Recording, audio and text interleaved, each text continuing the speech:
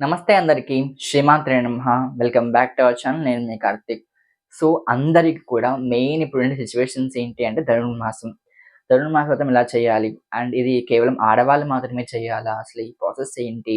విధానం ఏమిటి? అండ్ గోదా రంగనాథ్ ఎలా ఎలా మనం ఇద్దరికీ పూజ చేసుకోవాలి? చాలా డౌట్స్ ఉన్నాయి కదా! ఆ డౌట్స్ అన్నీ కూడా ఈ వీడియోలో క్లారిఫికేషన్ అవుతుందనమాట.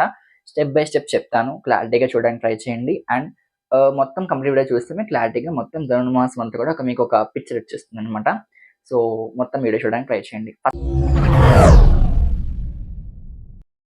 ఫస్ట్ డౌట్ ఏంటి అంటే ధనుర్మాసం కేవలం ఆడవాళ్ళు మాత్రమే చేయాలా? ఇది ఎక్కడ చెప్పలేదండి. సేమ్ ఆడవాళ్ళు మాత్రమే చేయాలని ఎవరు చెప్పలేదు. సో, ఇది మరి ఎవరైనా కూడా చేయొచ్చనమాట. కేవలం శ్రీ వైష్ణవులు మాత్రం చేయాలా అని చాలా డౌట్స్ ఉంటూ ఉంటాయి. సో, ఇవన్నీ ఎక్కడ లేవనమాట. సో, ఎవరైనా కూడా నిజంగా ఆండాళ్ళ తల్లి మీద భక్తి ఉన్నా, లేకపోతే రంగనాథుని మీద భక్తి ఉన్నా కూడా ఎవరైనా కూడా మనం ఈ వ్రతాన్ని చేసుకోవచ్చనమాట. ఫస్ట్ అయితే మనకి ఈ ధనుర్మాసంలో ఏం చేస్తారు? ఎలా చేస్తారు అంటే ఇది మనకి మొత్తం అంతా కూడా 30 రోజులు పండుగ అనమాట. అందరూ అనుకుంటే ధనుర్మాసం అంటే పెద్ద స్పెషల్స్ ఏముండవు. ఫెస్టివల్స్ ఏముండవు, పండగలేముండవు అని అందరూ అనుకుంటూ ఉంటారు. కానీ మనందరికి తెలియనిది ఏంటంటే, ఈ ధనుర్మాసం 30 రోజులు కూడా మనకి తిరుప్పావై మహోత్సవాలనమాట. తిరుప్పావై అంటే ఏంటంటే, మనకి తిరు అంటే 30 అండి. పావై అంటే పాసురాలు. తిరుప్పావై అంటే 30 పాసురాలనమాట. మనకి పాసురం అని తమిళ్‌లో పాసురం అంటే, ద్రవిడంలో పాసురం అంటే, సాంస్క్రిట్‌లో శ్లోకం అంటామండి. సో, 30 శ్లోకాలనమాట. అసలు ఈ ధనుర్మాస వ్రతాన్ని చాలామంది శ్రీవ్రతం అంటూ ఉంటారు. ధనుర్మాస వ్రతం అంటూ ఉంటారు. మార్గళి వ్రతం అంటూ ఉంటారు. గోదా వ్రతం అంటూ ఉంటారు. ఇలా చాలా పేర్లతో పిలుస్తూ ఉంటారు. కానీ మెయిన్ ఏంటి అంటే మనకి పాసురం అనమాట. ఇది మనకి 30 రోజుల పాటు రోజుకొక పాసురం చొప్పున చదువుతూ ఉంటామండి. సో, ఈ ఒక్కొక్క పాసురాన్ని మనందరం కూడా చదువుకుంటూ ఆండాళ్ళ తల్లి ఎలాగైతే శ్రీకృష్ణుని చేరుకుందో మనందరం కూడా ఈ ధనుర్మాస వ్రతాన్ని 30 రోజులు ఆచరించిన తర్వాత ఈ భోగి రోజు ఏమైతే ఉంటుందో ఆ రోజు మనకి గోదా రంగనాథ కళ్యాణం చేస్తామనమాట. సో, ఈ కళ్యాణంతో మనం ధనుర్మాస వ్రతాన్ని కంప్లీట్ చేసేస్తామండి.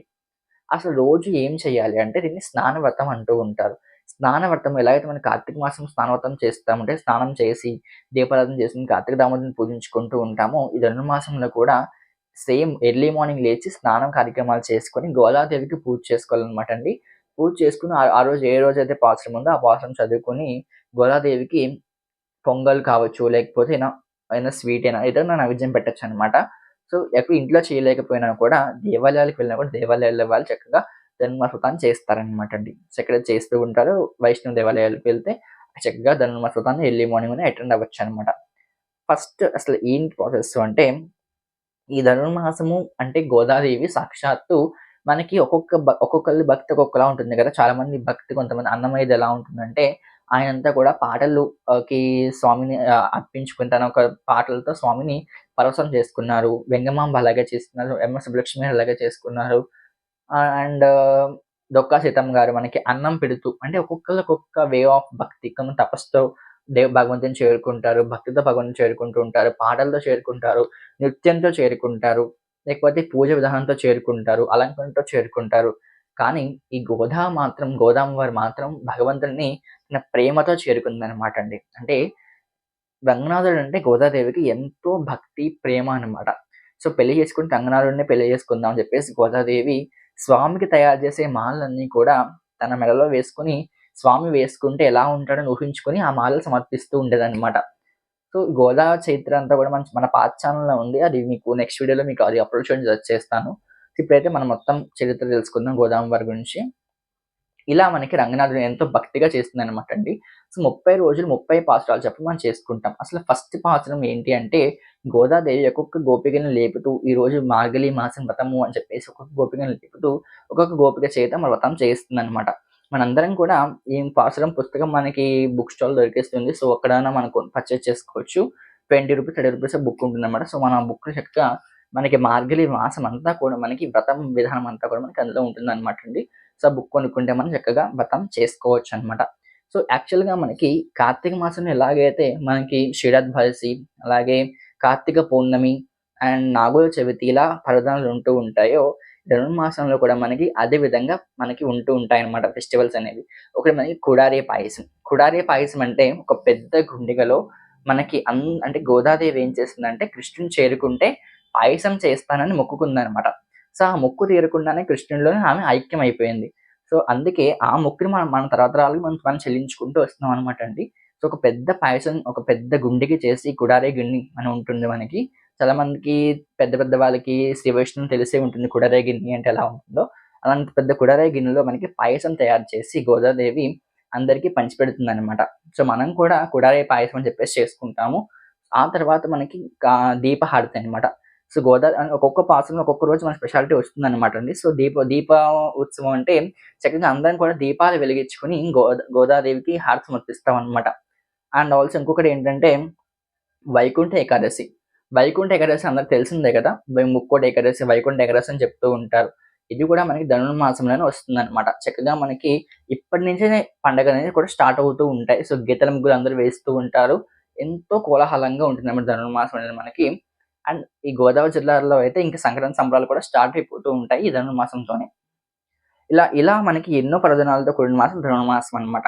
అసలు గోదాదేవిని ఎలా మనం పూజ చేసుకోవాలి అంటే సేమ్ ఏం లేదండి. ఎర్లీ మార్నింగ్ మనం స్నానం చేసుకొని చక్కగా గోదా అమ్మవారి విగ్రహం గాని, చిన్న ఫోటో గాని ఏమైనా ఉంటే చక్కగా తులసి దళం సమర్పించుకొని గోదాదేవికి ఒక చిన్న తులసి దళం కానీ, లేకపోతే ఒక పూలమాల సమర్పించుకొని ఆమెకి చక్కగా నిత్యోపచార పూజ చేసుకొని అంటే పంచోపచారం కావచ్చు, షోడశోపచార పూజ కావచ్చు, 2 ఉపచారాలు ఏదో ఒక పూజ చేసుకొని గోదాదేవికి ఏ పాసరం ఉంటే ఆ పాసరం చదువుకొని పొంగలైనా, స్వీట్ పొంగలైనా, లేకపోతే ఏమైనా చిన్న చిన్న స్వీట్స్ ఏమైనా, లేకపోతే డ్రై ఫ్రూట్స్ అయినా ఏదైనా నైవేద్యం పెట్టేసి మన పూజ ముగించుకోవచ్చనమాట. చాలా సింపుల్‌గా మనకి ఎక్కువ ప్రాసెస్ ఏమి ఉండదు. ధనుర్మాసం అయితే ఎక్కువ ప్రాసెస్ ఏమి ఉండదు.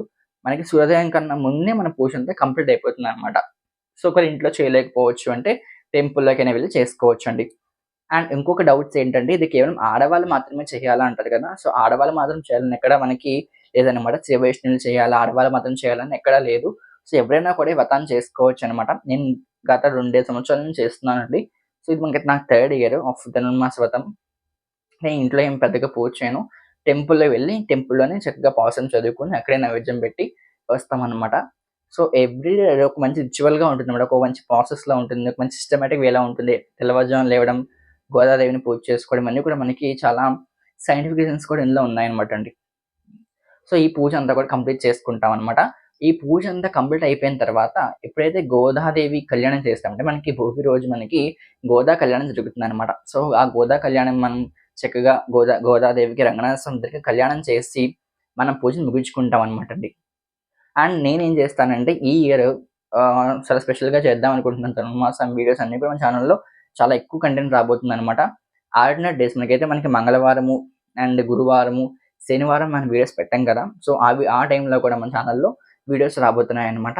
సో, ఆ టైంలో ఏమొస్తాయంటే టెంపుల్‌లో ఏమైనా కార్యక్రమాలు స్పెషల్ కార్యక్రమాలు జరిగినా కూడా మనకి మన ఛానెల్‌లో వస్తూ ఉంటాయన్నమాట. అండ్ డైలీ ఒక పాసురం కూడా మన ఛానెల్‌లో రాబోతుంది. అండ్ నాకు తెలిసిన ఒక ఆంటీ చక్కగా పాసురం చదివి విత్ తాత్పర్యంతో మనకు అందిస్తారు. అది మన ఛానెల్‌లో మనం పోస్ట్ చేస్తామనమాట. నేనైతే పాసురం చదవట్లేదండి.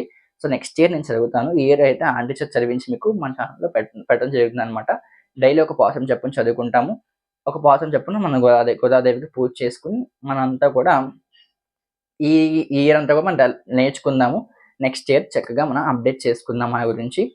సో, ఈ విధంగా ధనుర్మాస వ్రతాన్ని చేస్తామనమాట. సో, ఏమైనా డౌట్స్ ఏమైనా ఉంటే గూడా కామెంట్ సెక్షన్‌లో పెట్టండి. వాటికి ఆన్సర్ చేస్తాను. అండ్ నేను చేసే ధనుర్మాస వ్రతం పూజ విధానం కూడా మీకు షేర్ చేస్తాను ఫ్యూచర్‌లో. అంటే ఈ కమింగ్ ధనుర్మాసం సీరీస్‌లో మీకు షేర్ చేస్తామనమాట. సో, మన ఛానెల్ స్టే ట్యూన్డ్ అవ్వ ఛానెల్ లైక్ చేయండి, షేర్ చేసి, సబ్స్క్రైబ్ చేయడం మాత్రం మర్చిపోకండి. శ్రీమాత్రే నమః! జై శ్రీరామ్! ఆండాళ్ తెలుగలే శరణం! జై శ్రీరామ్ అనండి.